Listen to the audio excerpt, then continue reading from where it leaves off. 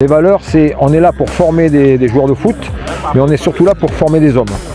Donc l'idée de l'association, c'est justement de mettre tous ces paramètres en route. Et la chance qu'on a, c'est qu'on a un président qui est un ancien directeur d'école. Donc je veux dire que c'est le schéma parfait pour réussir ce type de projet. J'ai eu la chance de rencontrer Pape, qui est derrière moi là-bas, et qui est le directeur sportif de ce club, puisque moi je viens souvent sur Aningaparou. Et il m'a parlé de son club, il m'a parlé de ses ambitions. Mais j'ai dit écoute, je viens voir. Je suis venu voir et je suis tombé amoureux du club. Voilà, du président, de cette équipe et de l'esprit qui règne dans ce club et l'ambition de ce club. L'ambition de faire quelque chose aussi de social.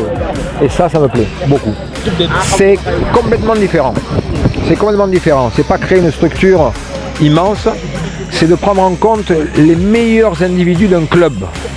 Pour l'instant, on raisonne à l'échelle d'un club. Dans un club, il y a toujours 5, 6, 7, 8 très bons joueurs.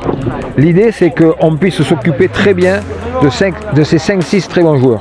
Ça peut être 6 une année, ça peut être 10, ça peut être 15. Mais l'idée, c'est d'être vraiment au maximum sur l'individu et lui ouvrir les portes du possible, à la fois au niveau du football, mais aussi lui ouvrir les portes de la vie. Il y a beaucoup de gamins qui restent dans la rue, qui sont perdus, qui se trompent de vie.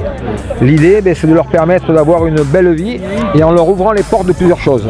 C'est-à-dire qu'ils vont aller sur un terrain de foot, ils vont s'entraîner, mais en dehors, ils vont avoir des cours de soutien et aussi des cours où on va les amener un peu en dehors et voir la vraie vie. Comment fonctionne un hôpital, comment fonctionne une mairie, comment fonctionne la police. Donc l'idée, c'est que vraiment on puisse leur amener une ouverture d'esprit complète.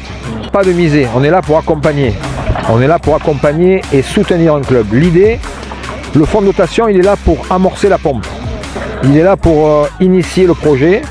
Il est là pour aider le club à financer certaines choses, notamment les entraîneurs, les tenues des enfants, les éducateurs qui seront là à côté. Donc le principe, c'est soutenir un peu tout ça et ensuite arriver à faire en sorte que ça devienne un peu plus autonome. C'est-à-dire que des sponsors arrivent et que des gens de l'extérieur aussi s'intéressent au projet. C'est pour ça qu'on a besoin aussi de la presse.